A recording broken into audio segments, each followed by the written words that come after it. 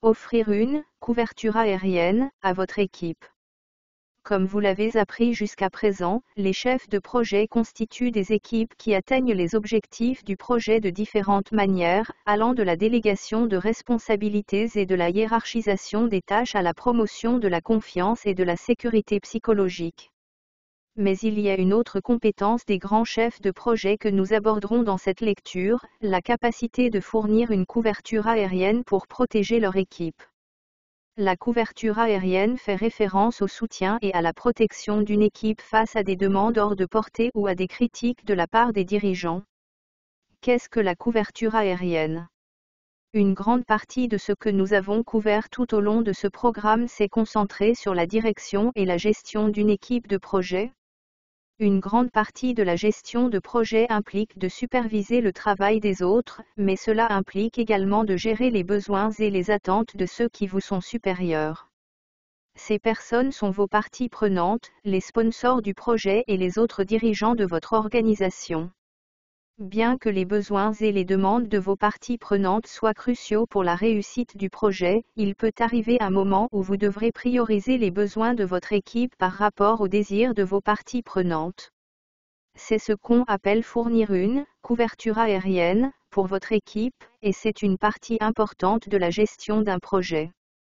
La capacité à fournir efficacement une couverture aérienne nécessite une relation de confiance entre un chef de projet et ses parties prenantes.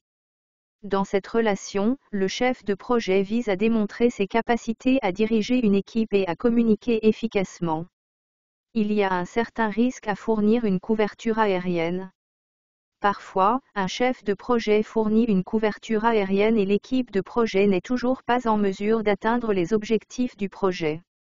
Dans ce cas, les parties prenantes peuvent remettre en question la capacité du chef de projet à mener à bien les projets. Ainsi, lorsque vous vous préparez à défendre votre équipe contre les demandes hors champ, assurez-vous d'avoir confiance en la progression de votre équipe vers l'objectif du projet. Fournir une couverture aérienne, une étude de cas. Imaginez, par exemple, que vous êtes chef de projet pour une marque de café vendue dans les supermarchés de votre région. Vous et votre équipe avez été chargés de lancer 3 nouvelles saveurs de café moulu, vanille, noisette et mocha. Image de 3 sachets de café, un vanille, un noisette et un mocha.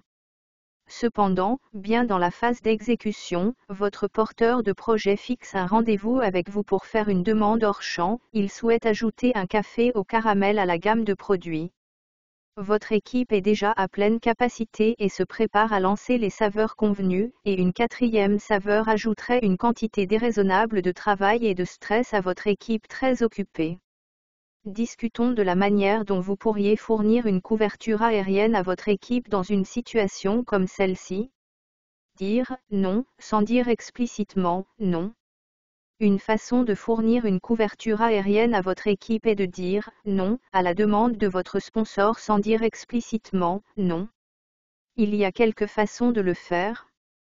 Vous pouvez repousser doucement avec une explication polie que leur demande ne sera pas possible de répondre sous les contraintes actuelles, la portée, le temps / ou le coût du projet. Vous pouvez poliment proposer de revenir à la partie prenante avec votre réponse. Cela vous donne le temps de mieux comprendre la demande et de consulter des membres de confiance de l'équipe pour exposer les avantages et les coûts de cette demande. Et, si vous avez de la chance, cela pourrait même donner à la partie prenante la possibilité de reconsidérer sa demande ou de l'oublier complètement. Que vous choisissiez de repousser immédiatement ou de revenir vers votre partie prenante avec votre réponse, il est crucial de proposer des solutions alternatives. Peut-être que le calendrier du projet peut s'allonger pour répondre à la demande. Ou peut-être que vous et votre équipe avez une relation solide avec une autre équipe de l'organisation qui peut aider à répondre à la demande. Quelle que soit l'alternative, réfléchir à d'autres options peut aider à atténuer le choc et fournir aux parties prenantes de nouvelles idées.